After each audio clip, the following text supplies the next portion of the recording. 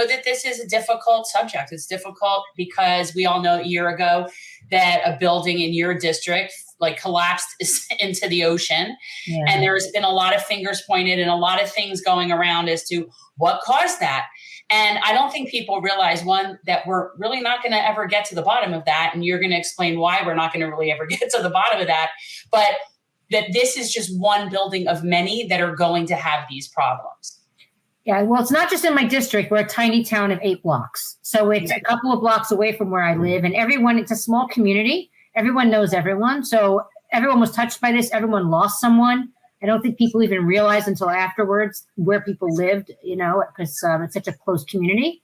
But it was obviously a shock, and it's been a challenging year. It's been more frustrating, to find out that we're not going to get the resolutions that we had been hoping for.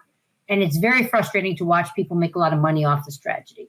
So why are we not going to get, why is there not going to be any sort of recourse for this? Well, I think from the very beginning, the judge in general remember, the civil system is just focused on getting people money, getting compensation. That's the way that they look at something. They say, we're going to make you whole by getting you money. But for a lot of people, it wasn't about the money. They want answers. They want to know what happened to their loved one. They want someone responsible. But that's not the role there. So they were fast tracking this from day one.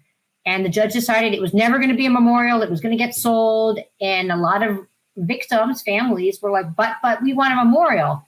And that was taken away from them. It was very frustrating. And that ship sort of sailed. And it was just nonstop how, the South Florida development machine stops for no one. It doesn't stop for 98 people dying. It doesn't stop for anything. And so that's pretty much the one track thing.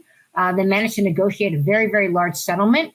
They used some of the stuff to leverage. Remember, there were property owners, and then there were people that lost loved ones. The judge lumped them all in the same category, but they never had sort of the same interests. So there was some fighting in between. The property owners were ultimately paid pennies on the dollar for their apartments because there was this law that they didn't know about, that they could sue each other for the condo board's potential negligence. And so they were told, either take this or you may get nothing. And so they were sort of forced into that settlement. And then there was the $1 billion settlement, which goes to those who lost loved ones. And that money is going to hopefully trickle down to them. But of course, the pro bono attorneys decided to submit a $100 million bill for their services, which to me is outrageous. The judge from the very beginning said, they're all pro bono. And I said bullshit from day one. And the judge yelled at me and said, no, these are volunteer. It's only to be pro bono. Long story short, of course, they're making a ton of money. There are more lawyers working on this than there were victims. You see the email thread, the names of the lawyers that are CC'd on it is 20 pages long before you get to the email. And all of them are looking to get a piece of this. So, it's sad. It's sad because I don't think that an attorney should get a third vacation home before a victim is made whole. I think that people that lost their apartments should be getting the right amount of compensation before some of these fat cats get more money. And listen, did they work? Yes. But this didn't even see the inside of a courtroom. This was probably a solid year of just negotiating, posturing, maybe bullying, whatever went on there. But this was not, this wasn't 10 years of effort. This wasn't a trial by any means. I can't see why it's okay. And they're all congratulating themselves. I mean, last week, I guess it was last week or the week before, when they had the Zoom hearing, they're all patting each other on the back like they're heroes, that they got money here. What we need is answers. Why did the building collapse? We need to know, because we want this to never happen again, right? Yeah, there's no accountability. There's no accountability. And, right. And I guarantee you that when they get this money, there's going to be they're not going to say that they're responsible. And there's probably going to be non-disclosures in there up the wazoo. So all of this information, obviously nobody pays $400 million or $500 million unless somebody's got something on them really good, right? And so obviously there was some sort of piece of information that came out there that was enough to make them realize, okay, we'll settle, we'll give you the money, just go away. And that's what's happened. But the truth is that we need to know what happened. We need to know so that, so it doesn't happen again. But I don't think we're ever going to get those answers. What about, I mean, what about the idea of criminal? Like, to me, there needs to be an investigation into this because there could be criminal liability. We're not just. I agree. Listen, I've been surprised that nobody has called me. Nobody subpoenaed me. No one wants to talk to me. I mean, I was on the inside of this. I feel like a lot of people are walking away without any culpability at all. I think that, we had, again, I was not a commissioner then, but we had a town of employee, the building department guy that, the people in Champlain had reached out to him saying, hey, we have this report on our building. They're freaking out. Can you come make them feel better? Whatever it was. He went to the meeting and told them everything's fine. Your building's fine. Okay. So I really feel like that guy should be brought in for some questioning. I feel like we should get to the bottom of what did he know? What didn't he know? What could have been done differently? It's unfortunate that all these people are going to kind of move on with their lives when people lost their lives, right?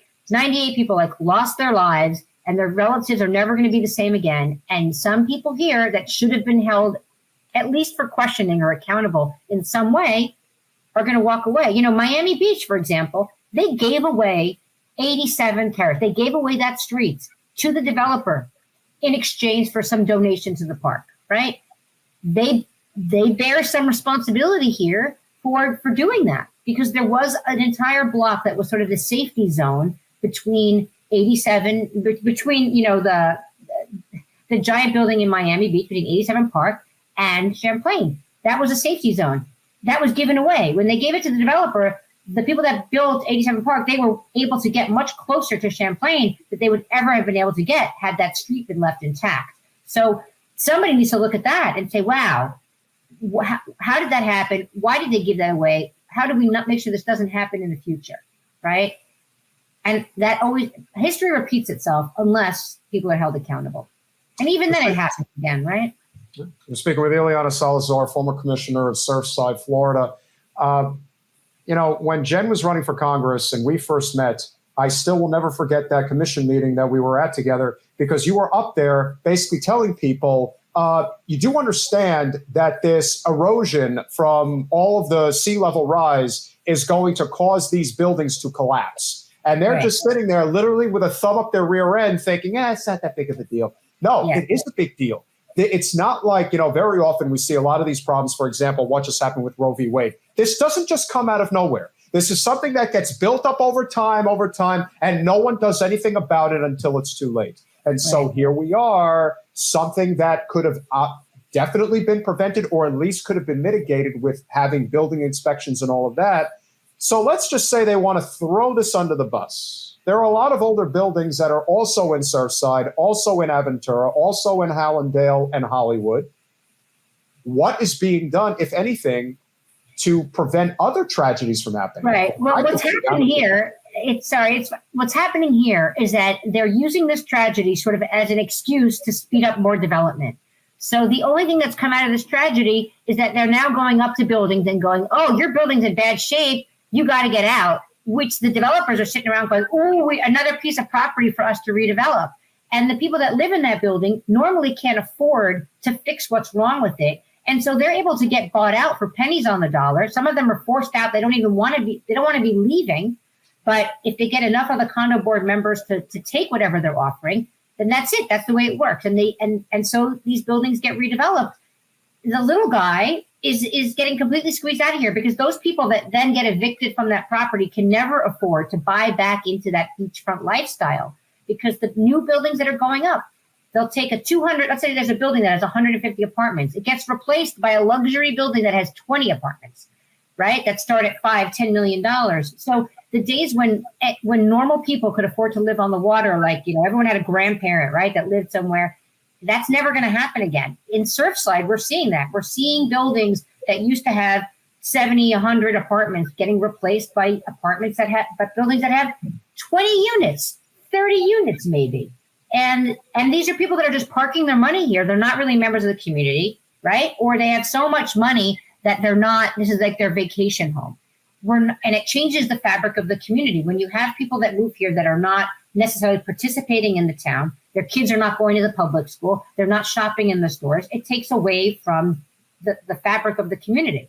And it changes a town. And that's what's happening here in Surfside. And it's sort of, and it's happening all over Miami. As these buildings people get evicted for their safety, right? For safety reasons, they get bought out and redeveloped. Thanks for watching. If you want to support our mission to transform politics into service, please like this video, subscribe, follow us on social media, and consider joining our Patreon, where you'll get early access to our interviews as well as other exclusive content. Links are in the description. Peace out.